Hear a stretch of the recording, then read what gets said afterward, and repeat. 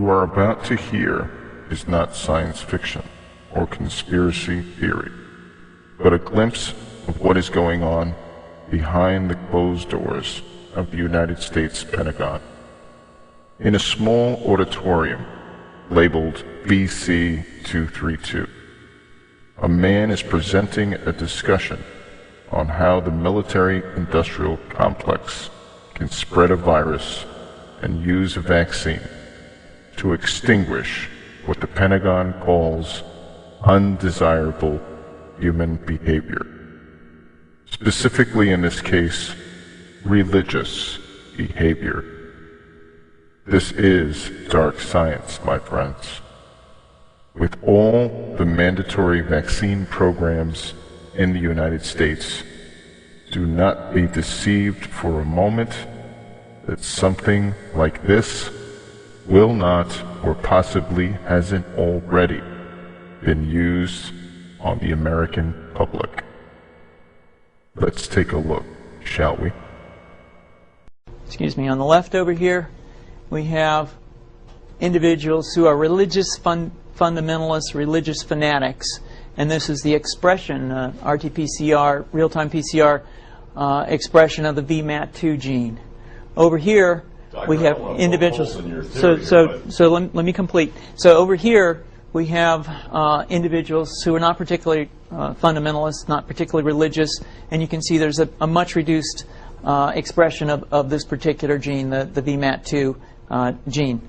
Another evidence that supports our hypothesis for the development of this approach. What you're suggesting here is by spreading this virus, we're going to eliminate individuals from donning on a bomb vest and going into a market and blowing up the market. So our hypothesis is that these are fanatical people, that they have overexpression of the VMAT2 gene, and that by vaccinating them against this, we'll eliminate this behavior. So we have some very, very remarkable data in this next slide. Here we have two brain scans. These are fMRIs.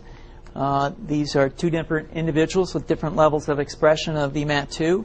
On top is an individual who's a religious fanatic, an individual, and we've repeated this numerous times, that has high levels of VMAT2. Now, this individual down here who had low levels of the VMAT2 gene, this individual would self-describe as not particularly religious. In each case, these individuals were read a religious text.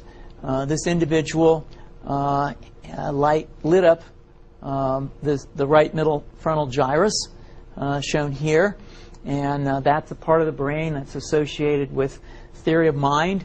It's a part of the brain that has to do with intents and beliefs and desires.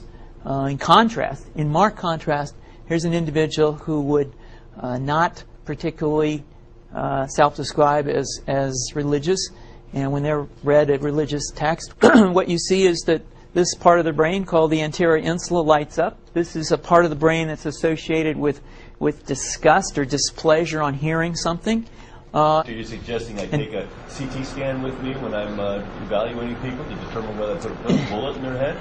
So the data that I'm presenting here supports the concept that we're proposing, and I think that we would not propose to do CT scans or fMRIs on individuals out in the hinterlands of Afghanistan. The virus would immunize against this VMAT2 gene, and that would have the effect that you see here, which is it's essentially to turn a fanatic into a normal person. And we think that will have major effects in the Middle East.